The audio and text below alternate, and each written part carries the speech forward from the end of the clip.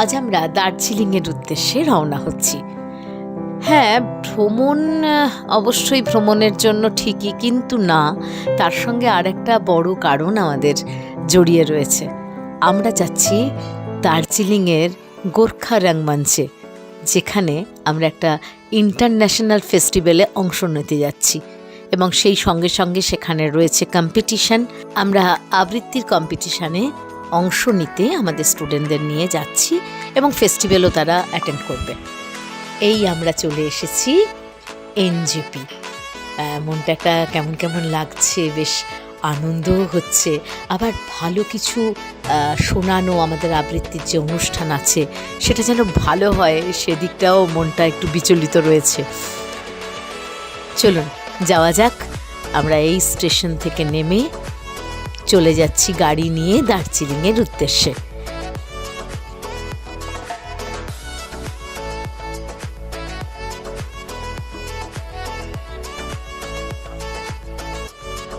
পথে যেতে যেতে প্রাকৃতিক সৌন্দর্য আপনার মন তো কেড়ে নেবেই, আর পথে যেতে যেতে লেপচা জগৎ এবং মিরিক হয়ে আমরা গিয়ে পৌঁছেছিলাম দার্জিলিং।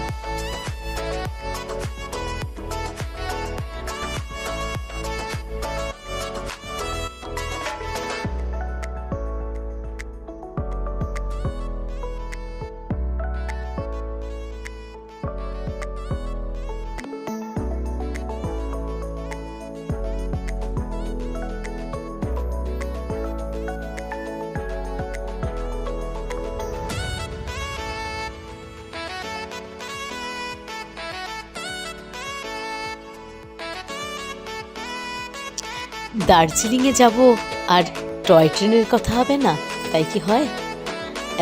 ওই দেখুন, বলতে না বলতে টয় ট্রেন চলে এসেছে, আমাদের পাশ দিয়ে বেরিয়ে গেল টয় ট্রেন।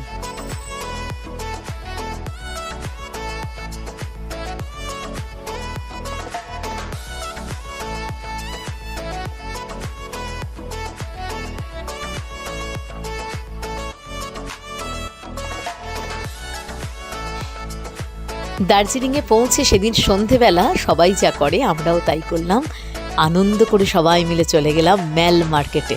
এই যে ম্যালের মধ্যে আপনাদের অগণিত মানুষ, তো সেখান দিয়ে আমরা আস্তে আস্তে এগিয়ে চলেছি এবং দুপাশে সেই পসরা সাজিয়ে বসে আছে দার্জিলিংয়ের সেই ঐতিহ্যবাহী ম্যাল, যেখান থেকে আমাদের সঙ্গে হঠাৎ করেই দেখলাম সামনে দিয়ে চলে এলেন আমাদের গায়ক মনোময়।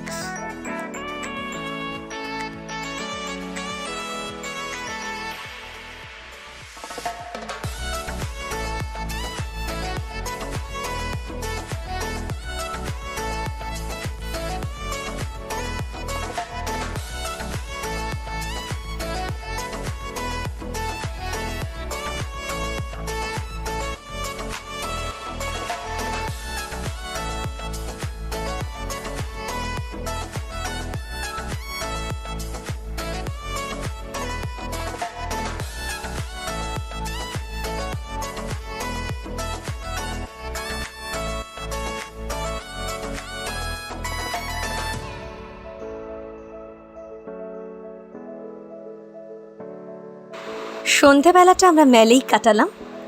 ম্যালের সন্ধেটা যেন এক আলাদা রকমের অভিজ্ঞতা, ভীষণ সুন্দর, দেখলে চোখ জুড়িয়ে যাবে।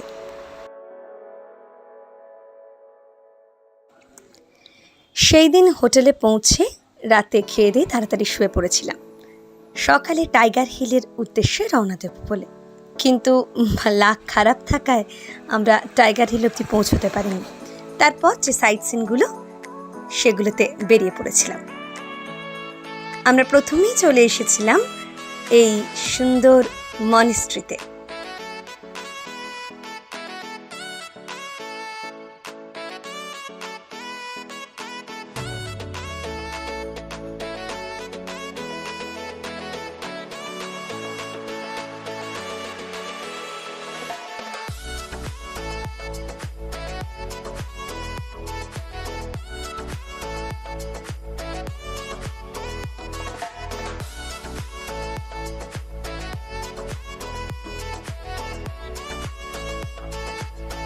সত্যি ঘুম মনেস্ট্রি দেখে চোখটা সত্যিই জুড়িয়ে গেছিল।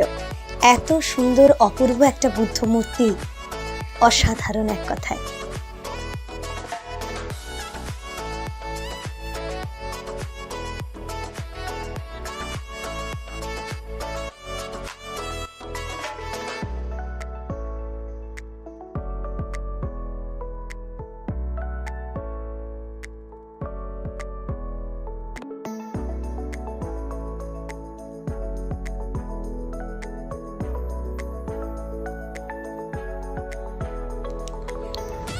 ঘুম মনেস্ট্রি থেকে আমরা চলে গেছিলাম বাতাসি আলু, সেও এক অপূর্ব জায়গা।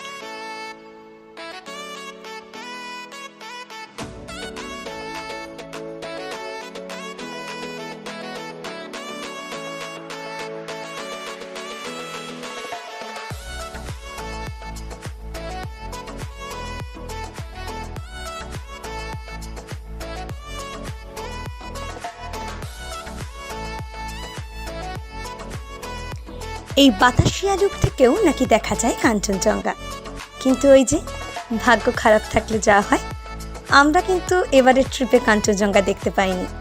হয়তো পরে কোনোবার দেখতে পাবো। এতই মেঘ ছিল যে সেই সৌভাগ্য আর হলো না।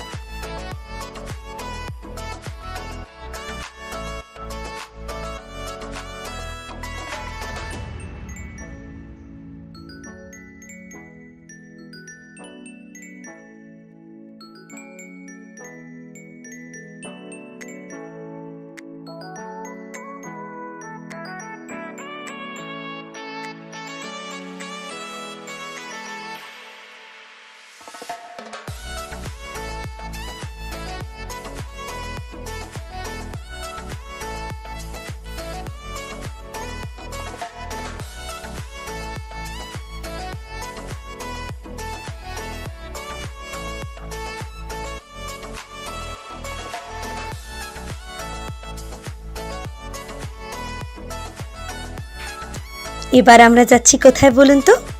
ঠিক ধরেছেন, রক গার্ডেন। একদিকে পাহাড়, একদিকে খাদ, আর মাঝখান দিয়ে আমরা চলেছি রক গার্ডেন। এই অপূর্ব সৌন্দর্য দেখতে দেখতে কখন যে পৌঁছে গেছি রক গার্ডেন আমরা বুঝতেই পারিনি। চলুন, চলে এসেছি রক গার্ডেন, দেখে নিই এখানকার সৌন্দর্য।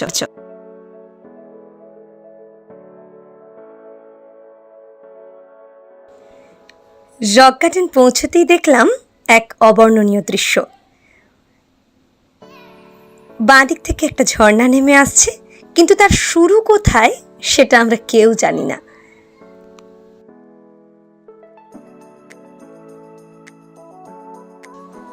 এরপর আমরা খানিকটা উঠে ওপর থেকে নিচের দৃশ্য উপভোগ করছিলাম। আহা, মনটা জুড়িয়ে যায়।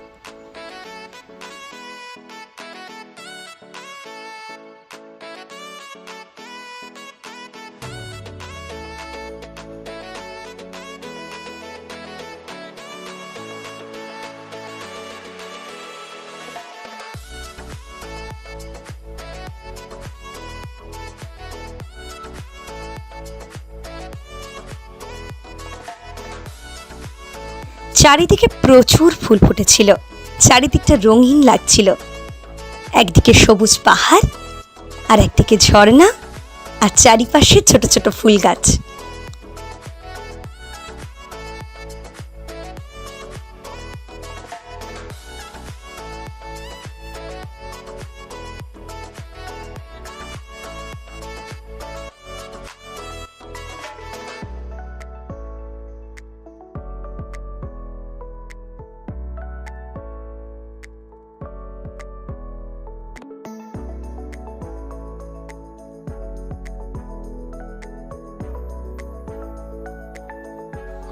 চলুন, রক গার্ডেন দেখে ফেলেছি, এরপর আমরা হোটেলে ফিরব।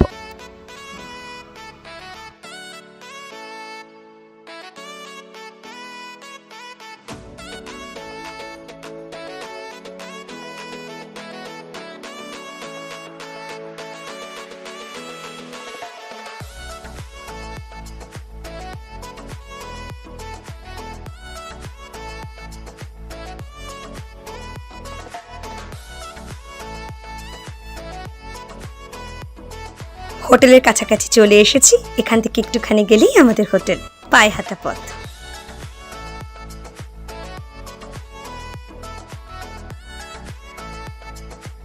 এরপর আমাদের যে উদ্দেশ্যে দার্জিলিং আসা সেই ক্ষণ এসে উপস্থিত, মানে আমাদের অনুষ্ঠানের দিন।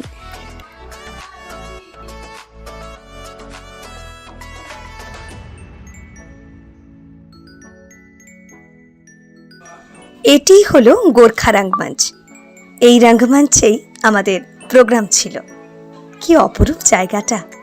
সামনে বড় সরস্বতীর মূর্তি, আর তার সামনে একটুখানি জল, উপরে একটা বড় ঘড়ি।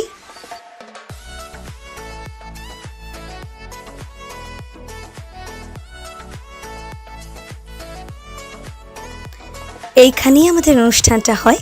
অনুষ্ঠান করে যখন আমরা হোটেলে ফিরি তখন প্রায় রাত 11টা, তাই তখনকার কোনো ক্লিপ আর নেওয়া সম্ভব হয়নি। এখন শেষবার হোটেলের জানলা থেকে গোটা দার্জিলিং শহরটাকে দেখে নিচ্ছি, কারণ আজ আমাদের বাড়ি ফেরার পালা।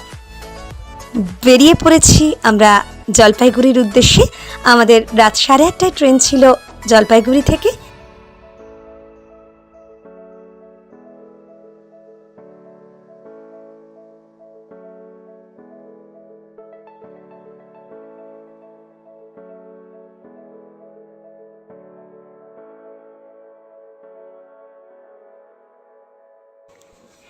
আস্তে আস্তে পাহাড়কে বিদায় জানাতে হচ্ছে, তাই মন খারাপ তো বটেই, কিন্তু পাহাড়কে এটাই বলে এসেছিলাম যে আবার কখনো দেখা হবে তোমার সাথে খুব তাড়াতাড়ি।